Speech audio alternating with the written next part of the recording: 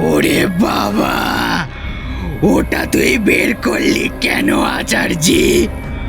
ওটা শিবু চারালের জামাই বিশুর মাথার খুলি। ও যে আমি চিনি। পিছুকে সাপে কাটলো সেবার রথের দিনে, তা সে মরাকেও পুরাতে দিল না। গায়ের লোকেরা বলল কলার মান্দাসে করে ওটা কালের জলে ভাসিয়ে দাও।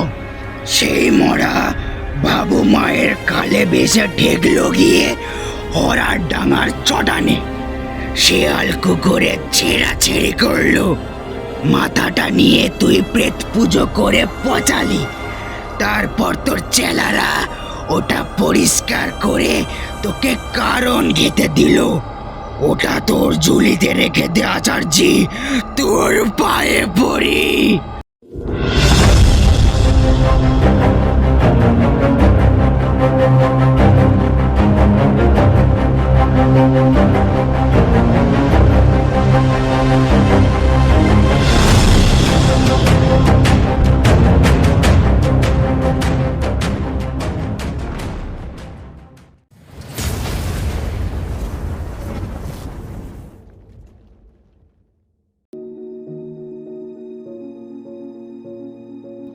মদ্যপান, ধূমপান এবং মাদক সেবন স্বাস্থ্যের পক্ষে ক্ষতিকারক।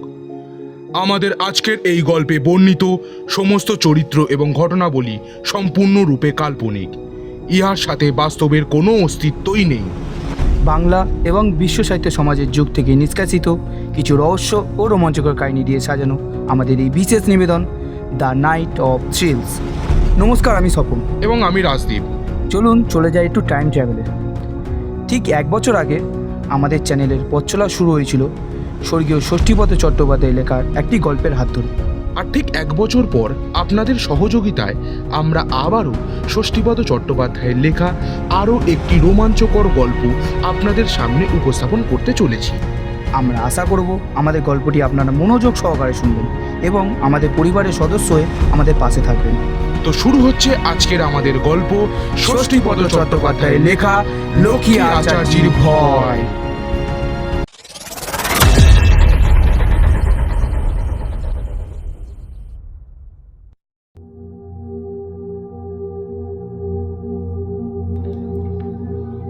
হরিহর ডাঙার চর, একদিকে নারুগ্রাম, অন্যদিকে ভেলাইগাছি, মধ্যে বাবু মায়ের মরার খাল। এই মরা খালের ওপারে মরা ঘাট, অর্থাৎ হরিহর ডাঙার চর। তবে হরিহর ডাঙা কেউ বলে না, বলে হরর ডাঙা। সেই হরর ডাঙার চরে লক্ষ্মী আচার্যি রোজ রাত্রিবেলা ভূতের কাঁধে চেপে যেতেন জপ করতে, আর ফিরে আসতেনও প্রায় মাঝরাতে ভূতের কাঁধে চেপে। তিনি ছিলেন মস্ত গুণী। তার মতো গুণী এই তল্লাটে কেন গোটা বর্ধমান জেলার মধ্যে আর কেউ ছিল কিনা সন্দেহ। মন্ত্রের শক্তিতে ভূতকে তিনি বেঁধে রেখেছিলেন। পান থেকে চুন খসবার আগেই ভূতেরা তার সব হুকুম তামিল করে দিত। তাকে পালকিতে বসিয়ে সেই পালকি কাঁধে করে বইত। অনেকেই নাকি আড়ালে আবডালে লুকিয়ে দেখেছে এ দৃশ্য। ছায়া ছায়া কালো কালো কি বিশ্রী সব চেহারা। কেউ দেখেছে আস্ত কঙ্কাল, কেউ বা কিছুই দেখেনি, শুধু মাঠের ওপর দিয়ে দুলকি চলে দুলে দুলে যেতে দেখেছে পালকিটাকে। সেই পালকির ভেতরে বসে আছেন গুণিনের সেরা গুণিন লক্ষ্মী আচার্যি। সবাই বলে লক্ষ্মী আচার্যি নাকি পিশাচ সিদ্ধ লোক। চেহারাটিও তেমনি, এই লম্বা চওড়া দশাশই চেহারা। খুব কম করেও 6.5 ফুটের বেশি তো হবেই, তবু কম নয়।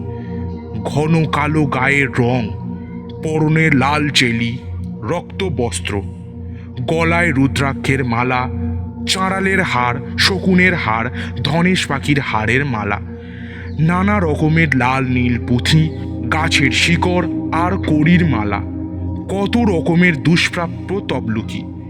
কপালে ডগডগ করত তেল সিঁদুর, লম্বা করে টানা, মাথায় মস্ত টাক, চোখ দুটি লাল রক্তবর্ণ, যেন ভাঁটার মতো জ্বলছে।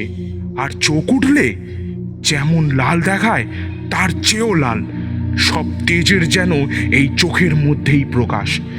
সেই চোখ দুটো নেশায় ঢুলুঢুলু করতো সর্বক্ষণ, ঠিক যেন মহাকালের অবতার। লোকেরা এই ভয়েই ভক্তি করত সকলে, বলতো, বাবারে, এই যে সাক্ষাৎ কালভৈরব। আচার্যকে দেখলে ভয়ে বুক শুকিয়ে যেত সকলের। শুধু ভয়ের জন্য নয়, গুণের জন্য ভক্তি করত সবাই। জিন আর করিমের মতো অপদেবতাও হার মানত আচার্যের কাছে। যাদের হার মানাতে আচ্ছা আচ্ছা গুণিনও হিমশিম খেয়ে যেত। লোকে তাই দুপুর রাত্রে মাঠে ঘাটে একলা গেলে নাম নিত আচার্যের। তাদের মনে এ বিশ্বাস স্থিরভাবে জন্মেছিল যে আচার্যের নাম নিলে ভূত তো ভূত, ভূতের বাবাও তাদের কাছে ঘেঁষবে না। সেবার নাড়ু গ্রামে কলেরা মহামারীর রূপ দেখা দিল। গ্রাম উজাড় করে মরতে লাগলো সবাই। যে বাড়িতে রোগ একবার ঢোকে সেই বাড়িতে বংশে বাতি দিতে কেউ অবশিষ্ট থাকে না। কে কার মুখে জল দেয় এমন অবস্থা। সবাই গিয়ে তখন লক্ষ্মী আচার্যকে ধরল। আচার্য তখন সবে তার গৃহদেবতা মহাকালীর পুজো সেরে উঠেছেন। উঠেই দেখেন সারি সারি সব লোক দাঁড়িয়ে আছে। বললেন, কি ব্যাপার রে, আমার এখানে কেন? এখন আপনি আমাদের ভরসা আচার্য মশাই। হ্যাঁ হ্যাঁ আচার্য মশাই, আপনি দয়া না করলে আমরা সবাই মারা পড়ি। দেখি মাকে বলে কি করতে পারি। পাপ করবি তোরা, আর মায়ের কাছে হতে দেব আমি। আপনি আমাদের মা বাপ, আমাদের হয়ে মাকে আপনি একটু বলুন। আমাদের ডাক তো মা শুনবে না, আপনার কথা যদি শোনে। আচার্য বললেন, হ্যাঁ, এই বলছিলাম কি, অমাবস্যা কবে? আগে তা আমরা কি জানি, মুখ্য সূক্ষ্ম মানুষ। আচার্য তখন হিসাব করে বললেন, কুঁজবারের অমাবস্যা আগামীকাল। তোরা শ্মশানে মায়ের পুজোর ব্যবস্থা কর। সকালে মহা ধুমধামে হরহর ডাঙার চটানে শ্মশান কালীর কাছে পুজো আয়োজন করল। আচার্য এলেন পুজো করতে, তবে ভূতের কাঁধে চেপে নয়, হেঁটে হেঁটে। সারা রাত ধরে চলল পুজো, হোম ইত্যাদি। শেষ রাতে পুজো হলে আচার্য মা মা বলে চিৎকার করতে লাগলেন এবং একটা হাত শূন্যে তুলে বললেন, দে দে, তাড়াতাড়ি দে। কার উদ্দেশ্যে কাকে বললেন তা কে জানে। সবাই অবাক হয়ে দেখল সেই অন্ধকার শ্মশানে মস্ত একটা অর্জুন গাছের ডাল দুলে উঠল। তারপর কালো ছায়ার মতো আতপোড়া একটা হাত আচার্যের হাতে একটা মাথার খুলি এনে বসিয়ে দিল। আচার্য সেটা নিয়ে মুখের কাছে এনে অনেকক্ষণ ধরে বিড়বিড় করে কী সব মন্ত্রপাঠ করলেন। তারপর সেটা কারণ মিশ্রিত করে তুলে দিলেন গাঁয়ের লোকেদের হাতে এবং বললেন, এই হলো মহা ঔষধ। প্রত্যেকে এক ফোঁটা করে জিভে দাও, আর যার যার বাড়িতে রোগী আছে তারা সেই রোগীর মুখেও এক বিন্দু করে ওষুধ দিয়ে দাও। তারপর বললেন, তোমরা এখনই কেউ যাবে না, আমি না যাওয়া পর্যন্ত। এখনো কাজ আমার বাকি আছে। এই বলে একটা বড় ঝ্যাঁটা হাতে নিয়ে সেই অর্জুন গাছের দিকে তাকিয়ে বললেন, ওরে, কে আছিস? গাছের ডাল অমনি দুলে উঠল। সঙ্গে সঙ্গে ছচ্ছর করে একটা ডাল পাতা জোরে নাড়িয়ে দেওয়ার শব্দ। আচার্য বললেন, এই ঝাঁটা নে, মায়ের আদেশ, গ্রাম থেকে ঝেঁটিয়ে সব রোগ এখনই তাড়িয়ে দে, বুঝলি? আবার সেই ভয়ঙ্কর আতপোড়া লম্বা হাত চোখের পলকে আচার্যের হাত থেকে ঝ্যাঁটাটা তুলে নিল। আচার্য বললেন, এবার আমি যাব। বলে একটা শাঁখ নিয়ে জোরে ফুঁ দিতে দিতে খালের পাড় ধরে বরাবর চলে গেলেন আচার্য। আশ্চর্যের কথা, এরপর কলেরা একদম নির্মূল হয়ে গেল গ্রাম থেকে। আর কেউ মরল না, যারা ভুগেছিল তারাও সেরে উঠল। আচার্যের কৃপায় প্রাণে বাঁচল সবাই। সেই থেকে আজ পর্যন্ত নাড়ুগ্রামে আর কখনো কারোর কলেরা হয়নি। লক্ষ্মী আচার্যির ভাই গোবর্ধন আচার্যি একবার বিয়ে বাড়ি থেকে নিমন্ত্রণ খেয়ে দূরে গ্রাম থেকে আসছে। তখন মধ্যরাত্রি, ঘুটঘুট করছে অন্ধকার। হালদার পুকুরের পাড়ে এসে বাধা পেল গোবর্ধন। দেখল তার ঠিক যাওয়ার পত্রের ওপর বসে আছেন প্রভু। ভয়ে বুক শুকিয়ে গেল গোবর্ধনের। অথচ যাওয়ার এই একটিই মাত্র পথ। গোবর্ধন তখন অনুনয় বিনয় করতে লাগলো। পথ ছাড়ুন গো মশাই, যেতে দিন। এই তোমার হাতে কি রে? কিছুই না, বিয়ে বাড়ি খেতে গিয়েছিলাম, সামনে একটু লুচি মিষ্টি মাছ এসব আছে। ওগুলো এখানে রেখে যা। আগে তা তো পারবো না, আমার দাদা লক্ষ্মী আচার্যের জন্য নিয়ে যাচ্ছি। সে তো এখন শ্মশানে বসে জব করছে রে, সে খাবে না, তুই এখানেই রেখে যা। কিন্তু দাদার নিষেধ আছে, দাদা যে বলেছে রাত বিতে পথে কেউ কিছু চাইলে দিবি না। সে বলে বলুক, আমার খিদে পেয়েছে, তুই আমাকে দে। দেবো, তবে তার আগে তুমি আমাকে শ্মশানে দাদার কাছে পৌঁছে দাও, তাকে জিজ্ঞেস করে তারপর দেবো। ব্যাস, কেউ আর নেই, পথ একদম ফাঁকা। গোবর্ধন মনের আনন্দে পুকুর পাড় থেকে আলে নামলো। তারপর আল পেরিয়ে গুলিতে উঠতে যাবে এমন সময় দেখলো মস্ত এক বাঁশঝাড় শটান শুয়ে আছে রাস্তার ওপর। মহা বিপত্তি, কোনো রকমেই যাওয়ার উপায় নেই। গোবর্ধন বলল, আবার আমার পিছু নিয়েছিস? তুই খাবার দিলি না যে? বললুম তো আমাকে দাদার কাছে নিয়ে চল। তোর দাদার সঙ্গে আমার বিবাদ, তার কাছে যাব না। তবে পথ ছাড়। যা না তুই। কি করে যাব? রাস্তার উপর এভাবে বাঁশঝাড় শুয়ে রাখলে কখনো মানুষ যেতে পারে? ও তো ঝড়ে পড়ে গেছে রে। কোথায় ঝড়? আজ সারাদিন ধরে অসহ্য গুমট চলছে, পাতা নড়েনি গাছপালার, আর তুই বলছিস ঝড়ে পড়েছে? ওর শিগগিরি। ওর তলা দিয়ে গলে যা না তুই। তাহলে আমাকে টিপে মারবার খুব সুবিধা হয় না? না রে, কিছু করবো না, তোর ভয় করে তুই ডিঙিয়ে যা। তাও যাব না, পথ পরিষ্কার না করলে যাবই না আমি। সকাল হোক, তারপর দাদাকে গিয়ে সব বলবো। গোবর্ধন আর অনুরোধ না করে বসে পড়ল সেখানে। বসে বসে মা মহাকালী আর লক্ষ্মী আচার্যকে স্মরণ করতে লাগলো।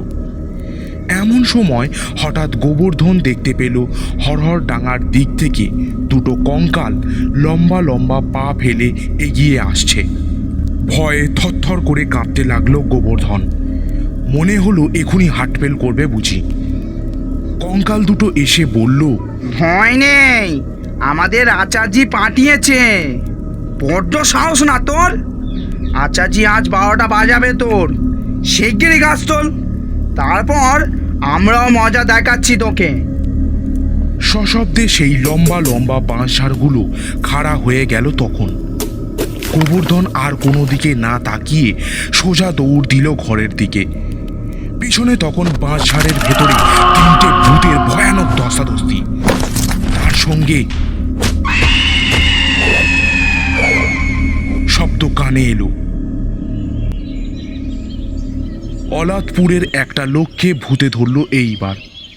ভূতটা ভারী বেয়ারা, সব ওঝাই হার মানল তার কাছে। সেখানকার লোকেরা তখন ঠিক করল লক্ষ্মী আচার্যিকে ডাকতে যাবে। গ্রামের বেশ মাতব্বর গোছের দুজন লোক এসে হাজির হলো আচার্যির কাছে। আচার্যি তাদের চিনতেন। একজনের নাম ভজহরি বিশ্বাস, আর একজনের নাম কেষ্ট দাস। আচার্যি বললেন, কি ব্যাপার ভজহরি, এমন অসময়ে? মুশকিল হয়েছে আচার্য মশাই, মুশকিল হয়েছে। আর কেন কেন? আমাদের গ্রামে একজনকে ভূতে ধরেছে, বড় বেয়ারা ভূত, কিছুতেই ছাড়তে চাইছে না। সব ওঝারাও হার মেনেছে তার কাছে। এখন একমাত্র ভরসা আপনি। আপনি গিয়ে না ছাড়ালে বেচারি যে বেঘরেই মারা পড়বে। তা না হয় ছাড়াবো, কিন্তু যত ভূত কি তোদের এই ধরে? ওই আমাকে তো ধরে না। কি যে বলেন আচার্য মশাই, আপনি হলেন গুণিনের সেরা গুণিন। ভূত ভূতেরা আপনাকে কাঁধে নিয়ে ঘোরে?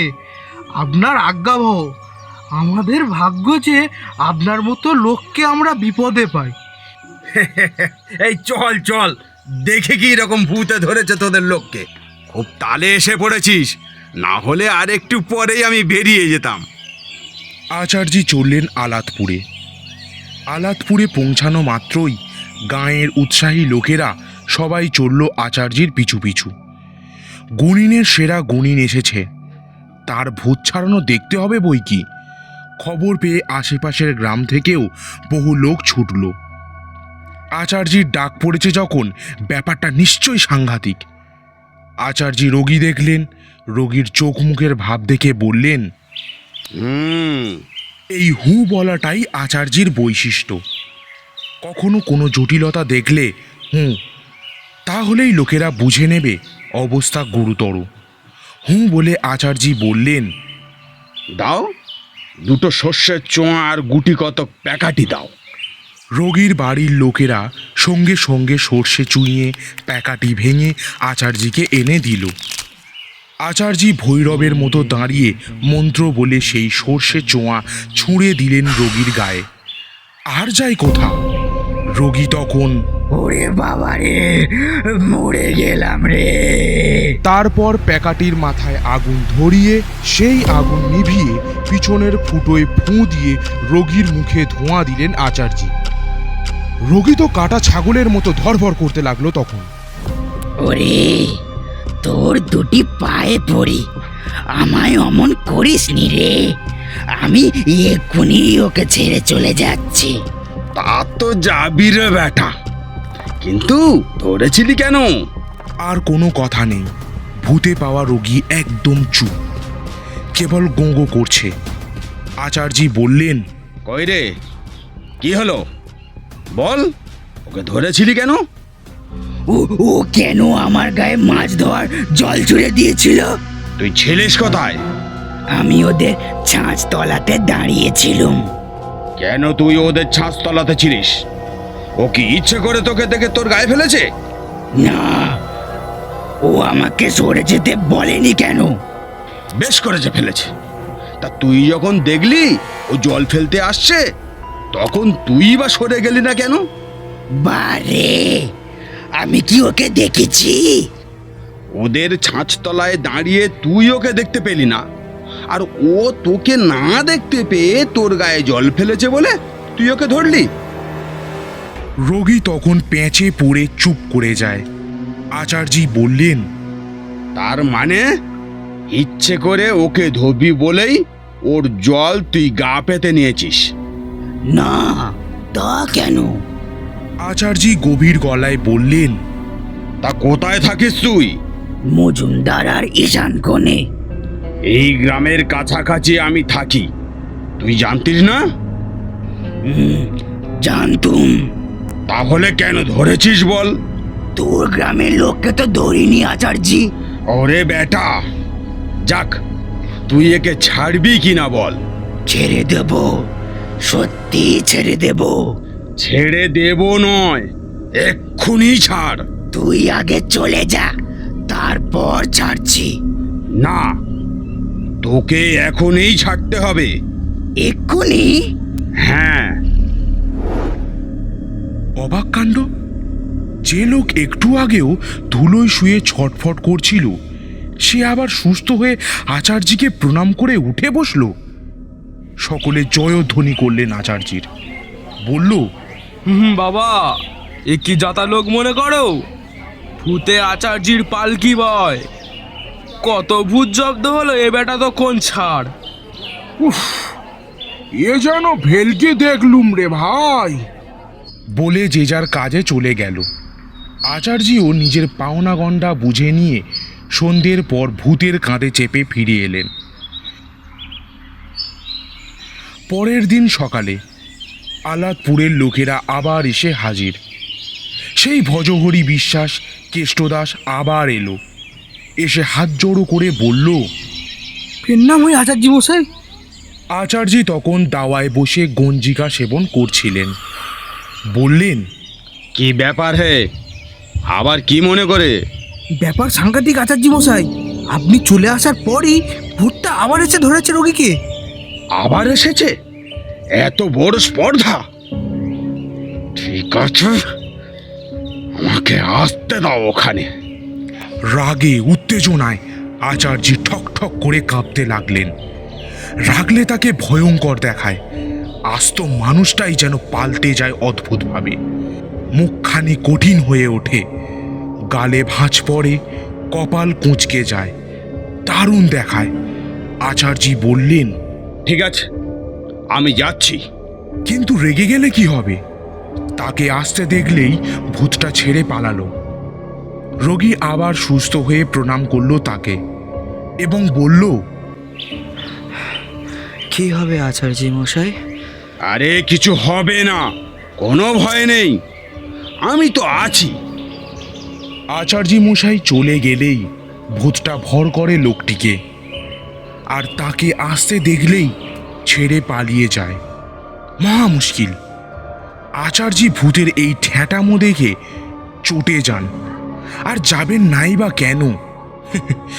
এইসব ঝামেলা আর তার ভালো লাগে না। খুব কম করে হলেও 80-র ওপর বয়স তো হলো।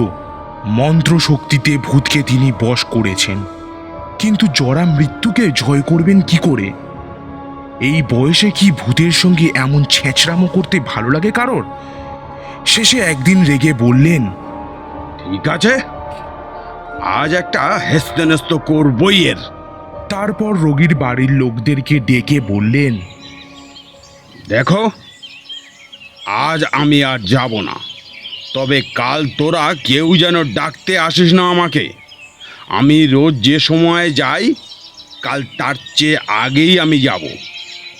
আর আমি গেলে কেউ যেন ব্যস্ত হোস না, কারণ আমি যে গেছি এই কথাটা রোগী যেন কোনো রকমে জানতে না পারে। কাল একটা শেষ বোঝাপড়া করতেই চাই আমি। ভজহরি ও কেষ্টদাস আবার ফিরে এলো। পরদিন লক্ষ্মী আচার্যি ঠিক দুপুর বেলায় চাপলেন ভূতশালাতে। আলাদপুরে পৌঁছেই আচার্যি করলেন কি, সর্বাগ্রে এক মুঠো ধুলো নিয়ে সেই বাড়ির চারপাশে গণ্ডি দিয়ে দিলেন। তারপর সোজা গিয়ে ঢুকলেন রোগীর ঘরে। রোগী তো আচার্যিকে দেখেই আঁতকে উঠল।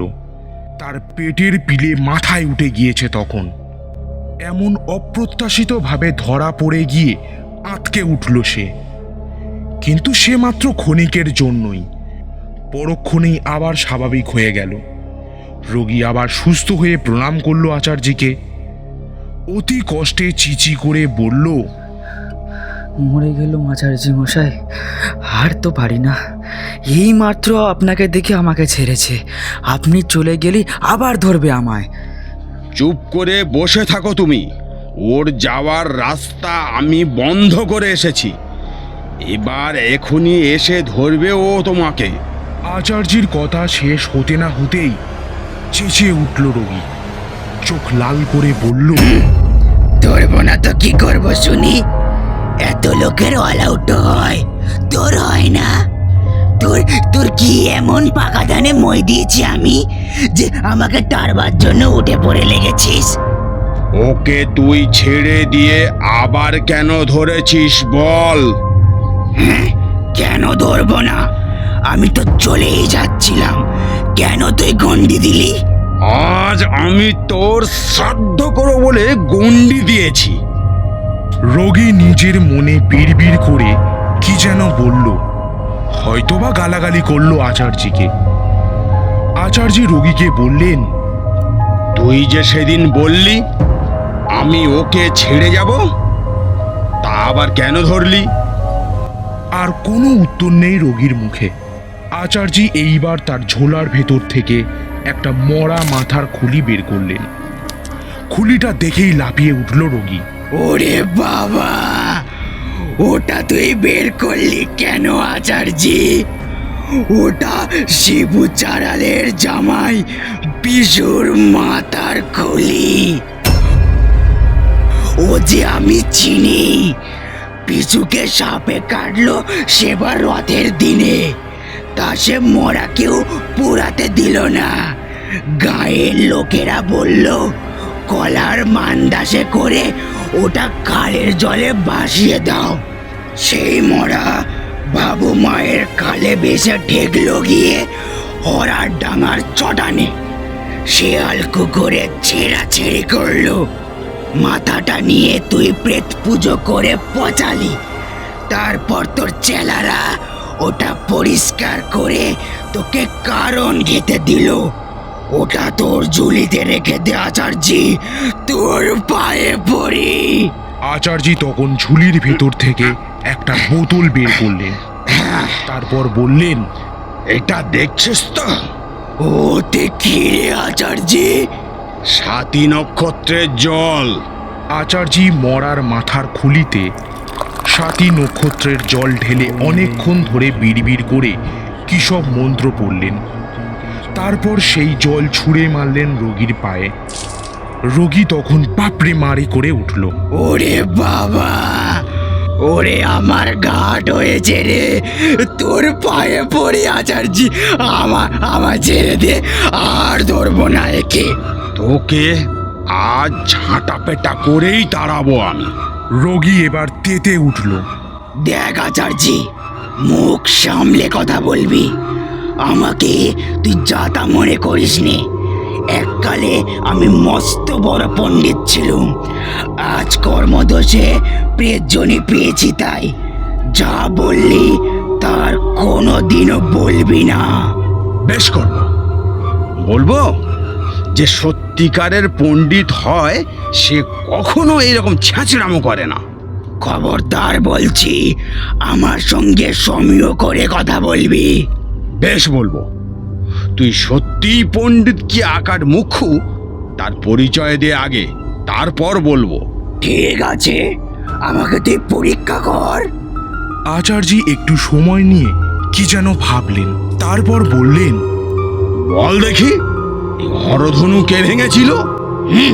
তোর মরা বাবা ভেঙেছিল। ওই নাম আমাকে বলতে আছে যে বলবো? তবে যে তুই বেটা জানিস যে বললি। জানি না তো জানি না, আমার এবারে ছেড়ে দে, আমার ঘাট হয়েছে। এখন কি ছাড়বো? আগে তুই স্বীকার কর যে তুই মুখ্যু, তবে তো ছাড়বো। তা কেন করব? তবে কেন ছাড়বো? ওই প্রশ্নটা বাদ দিয়ে অন্য প্রশ্ন কর তুই। বেশ, তাই করছি। বল, দশরথের বড় ছেলের নাম কি? বলবো না, ও নাম আমাকে বলতে নেই। না বললে আমিও ছাড়বো না, আরো গালাগালি দেব। আচ্ছা, একান্তই বলাবি তাহলে? হ্যাঁ। তবে শোন, সীতার পতির যে নাম, দশরথের বড় ছেলেরও সেই নাম। এইরকম উত্তর তো আমি চাই না। আর আমাকে জ্বালাস না আচার্যি, ওই নাম বললে আমি উদ্ধার হয়ে যাব। আমি 3 সত্যি করছি, আর কখনো এর ত্রিসীমানায় আসবো না। এবার আমায় ছেড়ে দে। যা, দূর হয়ে যা। তবে তুই যে যাচ্ছিস তার একটা চিহ্ন দিয়ে যা। কি চিহ্ন চাস তুই বল? এই শিলটা মুখে করে নিয়ে যা। ওরে বাবা, ও আমি পারবো না, আমার শরীর বড় দুর্বল। আমায় অন্য কিছু করতে বল আচার্যি। তবে ওই জুতো জোড়াটা না হয় নিয়ে যা। ওই জুতো টুতো আমি ছুঁই না। বেশ, ওই পাঁকুড় গাছের একটা কাঁচা ডাল ভেঙে দিয়ে যা তবে। বেশ, তা যাচ্ছি। গন্ডিটা মুছে দে। আচার্যি গণ্ডি কেটে দিলেন। তারপর সকলকে বললেন, পাঁকুড় গাছের ডালটা ভাঙা মাত্রই তোমরা রোগীকে ধরে ফেলবে, কেননা ভূতে ধরা লোকের গা থেকে ভূত যদি ছেড়ে যায় তবে সেই সময় পড়ে গেলে হয় অঙ্গহানি, না হলে মৃত্যুও হতে পারে। ওজার বাবারও তখন আর করবার কিচ্ছু থাকে না। রোগী মাতালের মতো টলতে টলতে উঠে দাঁড়ালো। তারপর সেইভাবে টলতে টলতে রাস্তা ধরে পুকুর পাড়ের দিকে চলল।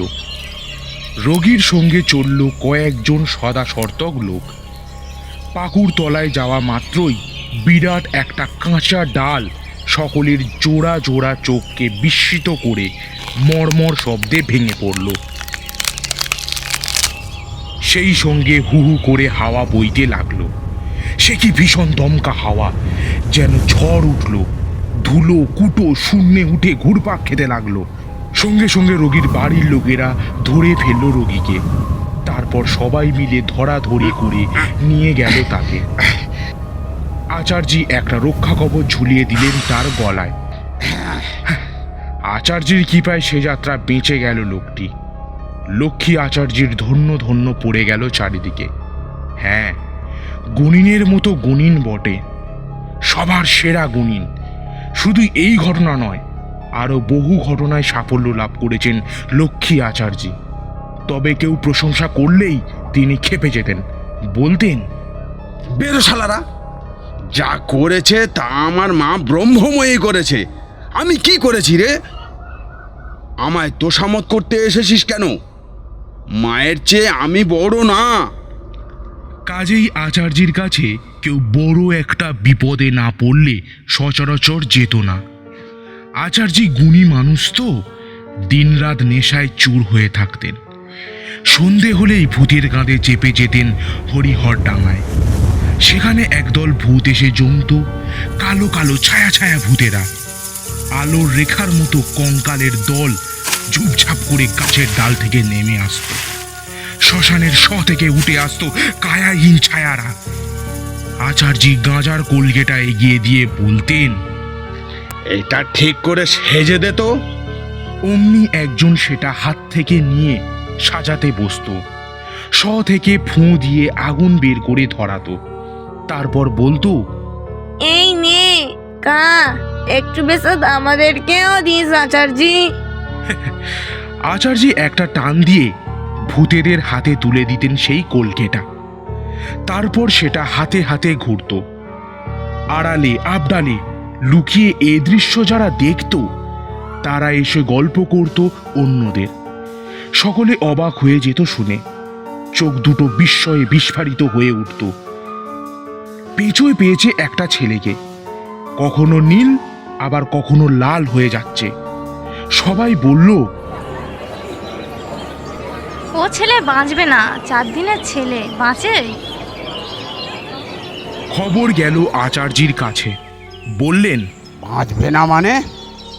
আমি বাঁচাবো ওকে। বাচ্চাটির মা কেঁদে কেটে পায়ে ধরল আচার্যির। দয়া করুন আচার্যি মশাই। দয়া তো করছি রে বাবা, বলছি তো বাঁচাবো। আজ মাঝরাতে তোকে একলা যেতে হবে শ্মশানে। ছেলেকে সঙ্গে নিয়ে যাবে শুধু, তারপর আমি আছি। ক্ষমা করবেন আচার্যি মশাই, ও একলা যাবে? ও ভয় করবে না? ভয় করলে তো চলবে না, ছেলেকে বাঁচাতে গেলে সাহস করে যেতে হবে। যেতে যখন হবেই, তখন যাওয়া হলো। ছেলেকে বুকে নিয়ে মা একলা চলল হররডাঙ্গার চটান। বাবুর মায়ের খালের ধারে আসতেই কে যেন বলল, তুই ওখানে বস মা, ছেলেটাকে আমার কাছে দে। ছেলের মা খালের ধারে বসল। ছেলের মা তো অবাক, কাউকেই তো আসতে দেখতে পাচ্ছে না, দেবে কাকে? তুই ছেলেটাকে তুলে দাও, আমি নিয়ে নিচ্ছি। ছেলেকে তুলে ধরল মা। অমনি কোথা থেকে দুটো হাত এসে নিয়ে নিল ছেলেটিকে। লক্ষ্মী আচার্যি শ্মশানে ছিলেন। সেই হাত দুটো ছেলেটাকে নিয়ে লক্ষ্মী আচার্যির পায়ের কাছে নামিয়ে রাখল। আচার্যি বললেন, এখানে রাখলি কেন? শয়ের উপর শুইয়ে দিয়ে আয়। অমনি ছেলের মা পিছন থেকে কেঁদে উঠে বলল, না না, আতুরের ছেলে, ওকে শয়ে শোয়াবেন না আচার্যি মশাই। কচি গা, বড্ড যে লাগবে ওর। আচার্যি গভীর গলায় বললেন, তুই এখানে এলি কেন? তোকে না খালে ধারে বসতে বললাম? ক্ষমা করুন আমাকে, আমি যে থাকতে পারলাম না। ঠিক আছে, এসেছিস যখন বস, কথা বলবি না, উঠবি না। তারপর কাকে যেন উদ্দেশ্য করে বললেন, ওই রে, যা শয়ের উপর রেখে আয় ওকে। অমনি সেই হাত দুটো ছেলেটাকে তুলে নিয়ে রেখে এলো শয়ের ওপর। ছেলে তো নয়, যেন রক্ত মাংসের ডেলা, কখনো লাল কখনো নীল, আবার কখনো হলুদ হয়ে যাচ্ছে ছেলেটার গায়ের রং। ছেলের মা অধীর আগ্রহে বসে রইল। রাত যখন শেষ হয়ে আসছে, আচার্যি তখন ছেলের মাকে বললেন, যা, এবার তোর ছেলে নিয়ে তুই ঘরে চলে যা। মা তো আনন্দেই লাফিয়ে উঠল। ওঠো না, বসো। বলে শয়ের দিকে তাকিয়ে ছেলেটাকে ডাকলেন তিনি। আয়, উঠে আয়। মা তো অবাক, 4 দিনের ছেলে উঠে আসবে কি? কিন্তু উঠে এলো ছেলেটি। আচার্যের ভেলকিতে সবকিছুই সম্ভব। 4 দিনের ছেলে পা পা করে এগিয়ে এসে মায়ের কোলে শুয়ে পড়ল। আচার্যি বললেন, যা, ও বেঁচে গেছে যাত্রায়, আর কোনো ভয় নেই। সাবধানে রাখিস, কাল একটা মাদুলি করে দেব, সেটা ছেলের গলায় পরিয়ে দিবি। ছেলের মা ছেলে নিয়ে চলে গেল। লক্ষ্মী আচার্যির যশের ধারা গড়িয়ে পড়ল দেশ থেকে দেশান্তরে। এইভাবে দিন যায়। একদিন আচার্যি যখন হররডাঙ্গায় যাচ্ছিলেন, পালকি বইতে বইতে ভূতেরা তখন বলল, আচ্ছা গুনিন, গুনিন তখন নেশায় চোর। এই কে রে? আচ্ছা তুই এত সাহস পেলি থেকে রে? কেন? আমার মা ব্রহ্মময়ীর কাছ থেকে পেয়েছি। সত্যি গুনিন, তোর মতো সাহসী লোক একজনকেও দেখিনি আমরা। আচ্ছা তোর কি কোনো কিছুতেই ভয় করে না? এই যে আমাদের কাঁধে চেপে ঘুরে বেড়াস, হাজার হলেও মানুষ তো তুই। না, তোরা দেখছি ভূত তো ভূত। ভয় থাকলে কখনো তোদের কাঁধে চেপে ঘুরে বেড়াই? তা বটে, তা বটে। কিন্তু তোদের মতলবটা কি বলতো? আজ হঠাৎ এই কথা জিজ্ঞেস করছিস যে? না না, মতলব আবার কি? হাজার হলেও তুই আমাদের মনিব, তাই জিজ্ঞাসা করলুম। যদি তোর কোনো কিছুতে ভয় ডর থাকে, তবে সে ভয় আমরা ভেঙে দেব, এই আর কি। তোরা বেটারা জ্বালিয়ে মারলি, আমার আবার ভয় কি? বল না গুনিন। আমি কাউকে ভয় করি না, কোনো বেটাকে ভয় করি না। ভূতেরা চুপ হয়ে যায়। অন্য দিনের মতো সেদিনও সন্ধ্যের পর ভূতেরা আচার্যির পালকি বয়ে আনছিল। আচার্যি সেদিন দারুণ নেশা করেছিলেন। টিপ টিপ করে বৃষ্টি পড়ছিল। তা সত্ত্বেও সেই বৃষ্টিকে উপেক্ষা করে তিনি শ্মশানে যাচ্ছিলেন জপ করতে। অন্য দিনের মতো সেদিনও ভূতেরা বলল, এ গুনিন, বল না তোর কিসে ভয়? ভয় আবার কিসের? আরে বল না রে বাবা। নেশায় আরক্ত চোখ দুটিকে একবার চারিদিকে ঘুরিয়ে আচার্যি বললেন, একান্তই শুনবি তাহলে? হ্যাঁ, শুনবো শুনবো। ভয় অবশ্য তেমন কিছু নয়, তবে তবে কি? বল না। শ্মশানে নামবার মুখে যে শেওড়া গাছটা আছে, দেখেছিস? হ্যাঁ হ্যাঁ দেখেছি। আরে যে গাছের ডালে শশধর নাপিত গলায় দড়ি দিয়েছিল, হ্যাঁ হ্যাঁ। ওই শেওড়া গাছের ডাল থেকে একটা হুট্টাটারু পাখি ডেকে ওঠে। ডাকে তো, রোজই ডাকে। ওই পাখিটা যখন আচমকা ডেকে ওঠে, তখন তখন কেন জানি না আমার বুকের ভেতরটা ছ্যাঁত করে ওঠে। এই যা, আর কিছু নয়। এ হে, এই কথা? তা আমাদের আগে বলিসনি কেন রে গুনিন? দেখ না, আজই বেটাকে শেষ করে দিচ্ছি। দিবি? তাই দেখ, একেবারে খতম করে দে বেটাকে। সে আবার বলতে। কিছুক্ষণ পরেই হররডাঙ্গা এসে গেল। আর তার চরের ঢালে শ্মশানে নামার মুখেই বিপর্যয়টা ঘটে গেল। হঠাৎ ঘুরঘুরটি অন্ধকার বনে বাদারের ভেতর থেকে পাখিটা বিকট স্বরে ডেকে উঠল। চমকে উঠলেন গুনি, আর সঙ্গে সঙ্গে মনে হলো কেউ যেন তার পালকিটাকে দেশলাইয়ের খোলার মতো ছুঁড়ে ফেলে দিল। অন্য কোটি কোটি গলায় কারা যেন ভীষণ রবে ডেকে উঠল সেই পাখিটার স্বর্ণকল করে। না, শুধু তারা নয়, আশপাশ থেকে চারিদিক থেকে তখন সে কি হাসি আর আর্তনাদ। শ্মশানের শ থেকে যেন হাজার হাজার কায়াহীন ছায়ারা সব এলোমেলো উঠে দাঁড়ালো। গুনিন বুঝতে পারলেন আজ তারা নিস্তার নেই। নেশার ঘোর কেটে গিয়েছে তখন। বুকটা ভয়ে ঢিপ ঢিপ করছে। ছিটকে পড়ে গিয়ে সারা গায়ে তার অসহ্য যন্ত্রণা। কোমরের অস্থি সন্ধিটা ভেঙে গেল নাকি? বুকটা ভিজে ভিজে ঠেকছে, বোধহয় নাক দিয়ে রক্ত ঝরছে। তারপর আচার্যি দেখতে পেলে দুটো আধপোড়া হাত ক্রমশ তার দিকে, তার গলার দিকে এগিয়ে আসছে। তারপর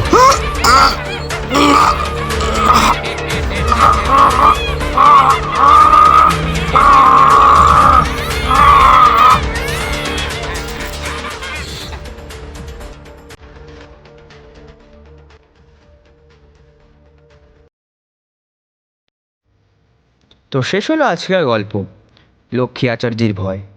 আজকের গল্প পাঠে আমাদের বিশেষভাবে সহযোগিতা করেছেন পাঠক ও দ্বিতীয় লোকের চরিত্রে রাজদীপ, লক্ষ্মী আচার্যি ও প্রথম ভূতের চরিত্রে রাজু কাকু, চতুর্থ ভূত ও প্রথম লোকের চরিত্রে স্বর্ণদীপ, দ্বিতীয় ভূতের চরিত্রে রাহি, গোবর্ধন ও কঙ্কালের চরিত্রে স্বপন, হজবরী ও পঞ্চাবাগদির চরিত্রে রয়েছে অয়ন, মা রয়েছে কাকলিতে, রুগী ও দ্বিতীয় ভূতের চরিত্রে আমি শান্তনু। সমবেত কণ্ঠে রয়েছে রাই, অয়ন, স্বপন, রাজদীপ, রাজু কাকু এবং স্বর্ণদীপ। আগামী সপ্তাহে আরও একটি রোমাঞ্চকর গল্প নিয়ে হাজির হবে দ্য নাইট অফ থ্রিলস। সবাই ভালো থাকবেন, সুস্থ থাকবেন, শুভরাত্রি।